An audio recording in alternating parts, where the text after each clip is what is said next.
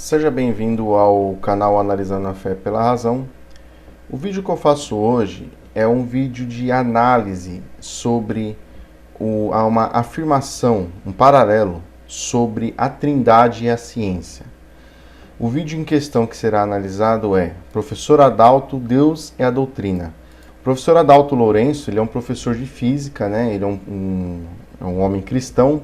Ele é um cientista, né?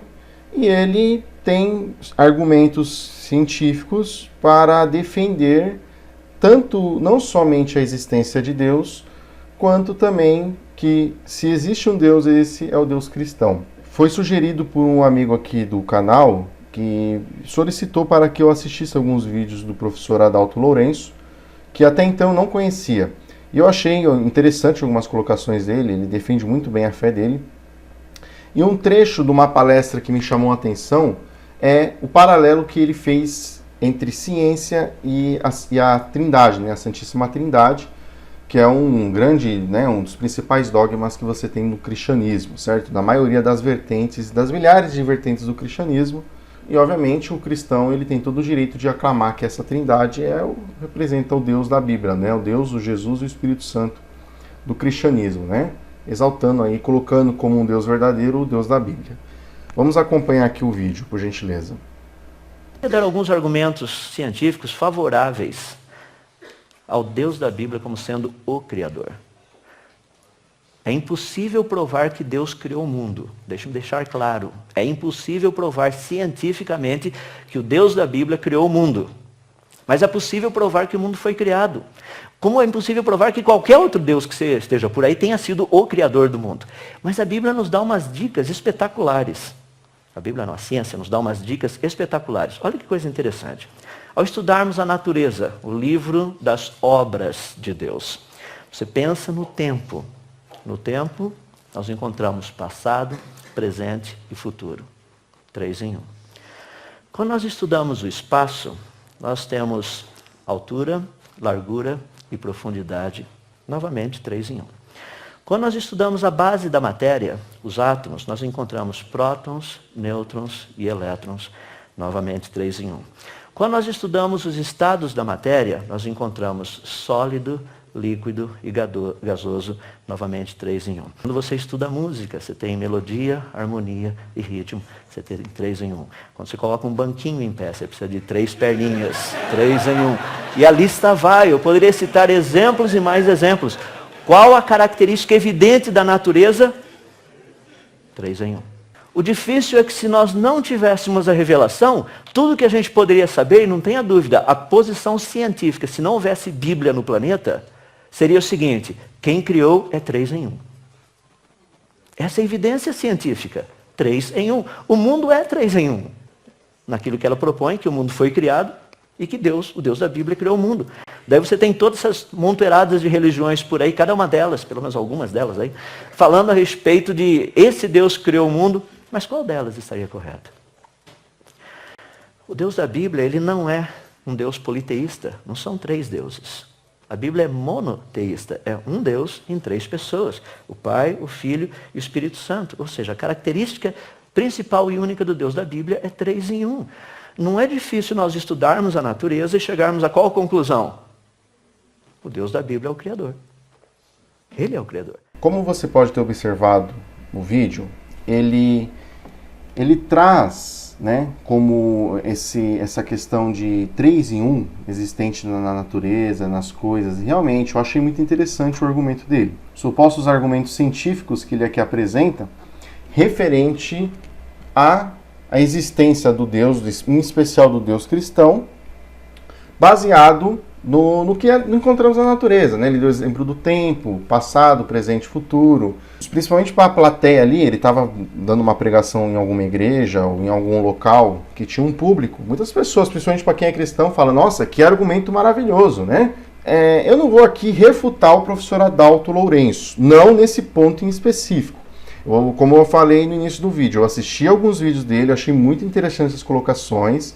E o campo de discussão, certo? Tanto do lado teísta, eu vou procurar ser muito imparcial, embora alguns não concordem comigo.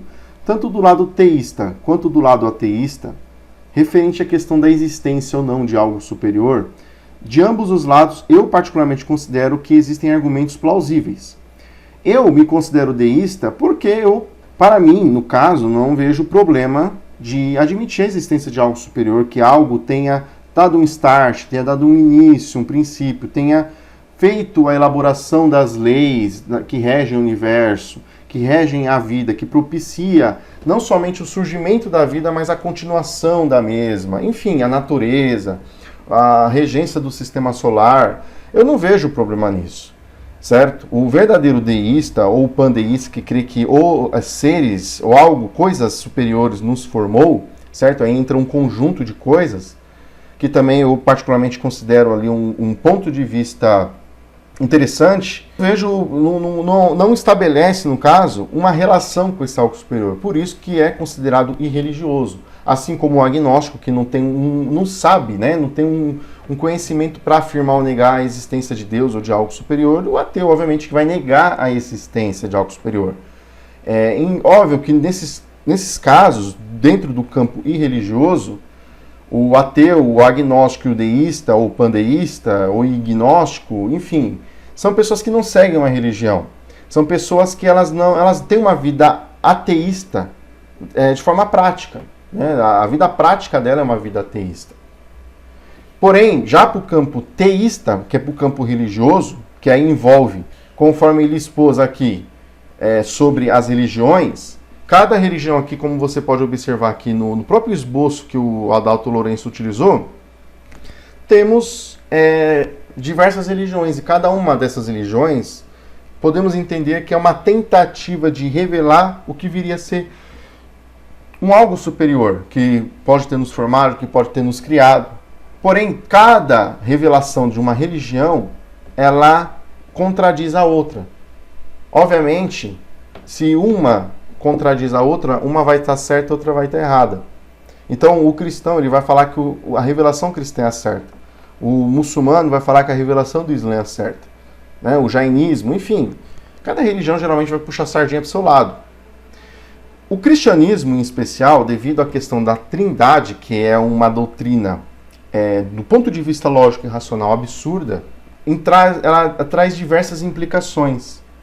O primeiro ponto que o Adalto Lourenço ele não soube relatar ou não convém a ele relatar é que a doutrina da trindade, como você pode observar na imagem que eu coloquei, ela não é algo exclusivo e criado propriamente no cristianismo. Vou dizer principalmente sobre a questão da trindade em si. A Santíssima Trindade é algo que podemos dizer que foi criado pelo cristianismo. Mas a doutrina, essa ideia de três deuses em um, ou um conjunto de três deuses, não é algo original, criado no cristianismo. Outras religiões mais antigas já praticavam isso, já tinham essa ideia, certo? Lá no Egito já existia isso, na Índia, no hinduísmo já existia isso. E provavelmente na Suméria, enfim, já existiam essa ideia de três deuses em um. Um deus fazer parte de outro deus e os três em um, e os três terem funções em comum. Já existia isso. Agora, o que o Adalto Lourenço fala, puxando a sardinha para o lado do cristianismo, você tem essa primeira implicação, não é algo original. Antes do cristianismo, outras religiões já traziam essa ideia de trindade. Outro ponto, dentro do ponto de vista bíblico, o Velho Testamento para o cristão, que no caso para os judeus é um testamento válido, em nenhum momento você tem uma base de que Deus tenha algum parceiro ou algum ser junto a ele que seja igual a ele. O que eu quero dizer com isso? Os cristãos falam que Jesus, além de ser filho de Deus, é o próprio Deus, dependendo da vertente. E isso é uma coisa totalmente contraditória e incoerente com a doutrina monoteísta do judaísmo, na qual o eterno, ou o criador, lá, o Deus apresentado no Antigo Testamento, ele é considerado um único Deus, um Deus que não tem parceiros. O islamismo ele vai trazer essa mesma linhagem de pensamento, eles têm um monoteísmo muito mais estrito que o cristianismo, porque no caso dos muçulmanos, os muçulmanos eles acreditam que Jesus ele foi enviado por Deus, mas ele não é Deus, é uma grande blasfêmia. Inclusive, eu até expliquei aqui no canal, os muçulmanos eles perseguem os cristãos justamente pelos cristãos afirmarem que Jesus é alguém além de um profeta. É o próprio Deus encarnado, é o próprio Deus que comia, é o próprio Deus que cagava, é o próprio Deus que tinha sono, é o próprio Deus que dormia, é o próprio Deus que morreu e ressuscitou. Então, ou seja, isso daí para eles consideram uma blasfêmia, certo? E mesmo dentro do Novo Testamento, aliás, em toda a Bíblia, se você pegar uma Bíblia cristã, não existe uma base bíblica propriamente para onde você encontra a palavra, o termo Trindade. A Trindade é uma ideia que alguns trechos da Bíblia pode dar essa ideia de Trindade, Deus, Jesus e Espírito Santo como uma única pessoa.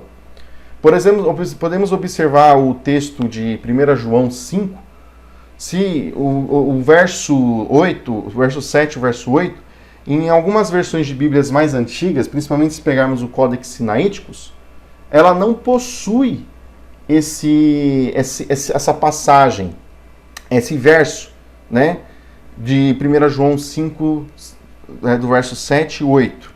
Então, ou seja, o texto de 1 João 5, ele é considerado por muitos estudiosos, aliás, por qualquer pessoa que pesquisar, ela vai ver que foi algo que foi inserido na Bíblia.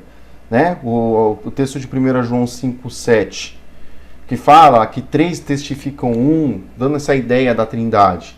Essa ideia de pegar o Deus Pai, Deus Filho, vou até pegar aqui no vídeo, essa ideia de pegar aqui Deus Pai, Deus Filho, Deus Espírito Santo, isso aqui foi uma ideia montada, a igreja montou ao decorrer do tempo, isso aqui dependeu de concílios, certo? Jesus, dentro dos evangelhos, nunca Jesus falou claramente assim, olha, eu sou Deus. Ele dá uma ideia lá no Evangelho de João, eu e o Pai somos um. Ali você confirma a divindade de Jesus. Para quem gosta de defender a divindade de Jesus, primeiro, João, não me lembro agora a passagem, mas que Jesus fala, eu e o Pai somos um. Dá a ideia de que Jesus ele fazia parte do Pai, enfim, aí vai depender da linha de interpretação. Aí você consegue encaixar Jesus como um ser divino. Mas nenhum texto dos evangelhos, Jesus ele ensina essa ideia de que o Pai, ele como o Filho e o Espírito Santo, a pomba, ela seria os 3 juntos um só Deus. Então, ou seja, isso aí foi uma ideia desenvolvida ao decorrer do tempo pela igreja. Biblicamente falando, você tem alguns tracinhos que dá, para quem gosta de defender da ideia, que a Bíblia apresenta base bíblica. Tem também lá Mateus 28 também, né? Batizarão, quando Jesus fala do batismo, né? Batizareis em nome do Pai, do Filho e do Espírito Santo. Também dando a ideia de uma trindade, certo? Então, ou seja, para quem quer defender isso, a ideia da trindade, ela possui diversas contradições, ela possui diversas problemáticas. Porque o que acontece? Como eu expliquei, primeiro ponto, a Trindade, ela não é uma coisa original do cristianismo. Segundo, Deus, ele nunca aceitou parceiros no Antigo Testamento.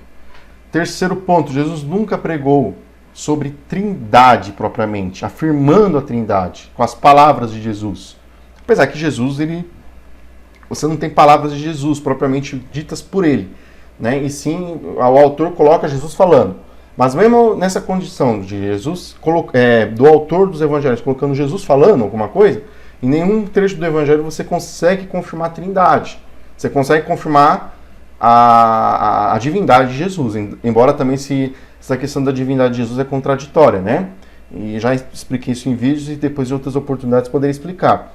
O único ponto que você vai ter lá, 1 João 5, é considerado um trecho adicionado, é uma interpolação, é alguma coisa que foi acrescentada, ou seja, é o fruto de uma adulteração.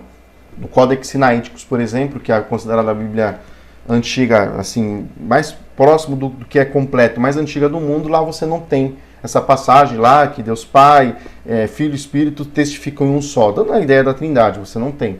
Então, ou seja, esses pontos que o Adalto Lourenço, ele querendo, de um ponto de vista científico, provar a existência do Deus bíblico, ele esqueceu de analisar.